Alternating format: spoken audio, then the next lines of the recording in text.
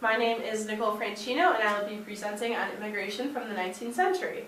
The population in the United States grew drastically due to immigration, and without it, we would not have cultural differences such as religion and skills from overseas.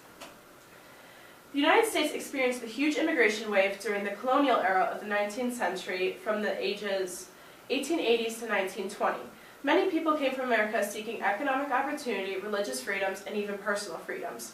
And according to U.S. America immigration before 1965, cited on History.com, more than 20 million immigrants arrived to the United States from countries such as Germany, Ireland, England, and Italy. But with the outbreak of World War I, from 1914 to 1918, a decline in immigration started to occur, mostly because the United States was at war with Germany. Some German immigrants already living in the United States made changes to themselves, such as changing the names of businesses and some of their German traditions so they wouldn't be discriminated and they would sound more American. History.com states that the Immigration Act of 1924 created a quota system that restricted entry to 2% of the total number of people of each nationality in America as of the 1890 National Census. This system favored immigrants from Western Europe and prohibited immigrants from Asia, cited from the Office of Historian. The effects of immigration changed the United States in more ways than one, and it created things such as ethnic diversity and inspiring conflict for the nation. With all the rules and regulations of the Immigration Act, the most basic purpose was to preserve the American homogeneity. Immigrants set forth to America seeking for many things, one of them being economic opportunity. Even though these jobs were long hours, they didn't pay very much, and the working conditions were poor, immigrants still sought out to find the best life they could possible for themselves and their families. James L. Rourke, author of The American Promise, A History of the United States, states that the free labor ideal was created for the nation to celebrate hard work, self-reliance, and independence, along with proclaiming that the door to success was not just to inherit wealth and status, but for them to self-make themselves.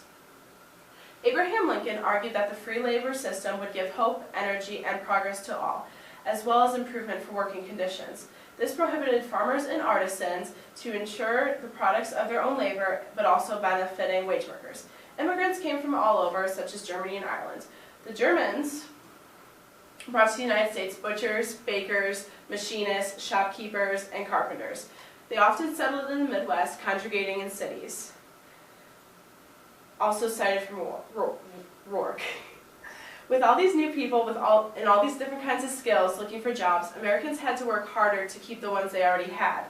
And in some ways, immigration taught American citizens, as well as the immigrants, that no matter what they wanted in life, they always had to work for what they needed and they wanted. Immigrants from Ireland didn't bring as many skills as the Germans did, even though they were the first to arrive to America. In 1845, the potato blight caused Ireland citizens to crowd ships and head towards America because the food supply was dangerously low and hunger and disease were spreading throughout the country. Many Irish died on their way across the Atlantic, and they often called these ships coffin ships.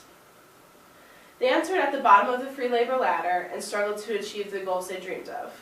As the Irish who were able to find jobs, many worked as domestic servants and laborers. The men dug canals, loaded ships, and laid railroad tracks, while the women worked in the homes of American citizens, giving child care, ironing, cleaning, cooking, and washing, whatever the American citizens needed them to do.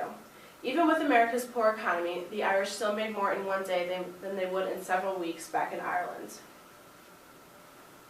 Another reason immigrants came to the United States was for religious freedom. Charles A. Wills, author of Destination America, an article on the PBS website, states, "To those suffering from harassment or maltreatment of the old world, the New World offered space to create new societies in which they could worship without interference, like the Pilgrim and Puritans who founded New England. With all the suffering European conflicts caused, on top of the 18th century Enlightenment, the founders of the United States led the country to make freedom to worship the law in the First Amendment of the Constitution. Congress shall make no law respecting an establishment or a religion or prohibiting the exercise thereof," cited by Destination America. As a result of the law, America had gained more than 2,000 different religious groups and today are still gaining more.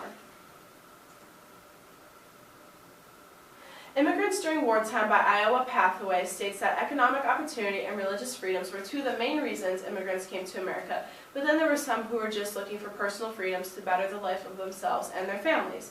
They wanted their children to attain a great job and to have a better life for their kids in the future. Immigrants also fled to America because of the California Gold Rush in 1850s. This attracted about 25,000 Chinese. Overall, America was the nation to be when you wanted economic opportunity, religious freedoms, and even personal freedoms, and a nice place to grow and expand your family. This country was able to provide all the needs of its citizens, but it was not an easy path to take. No matter what nationality you are from, you still had to work hard for what you wanted in life. And these are my sources. Thank you.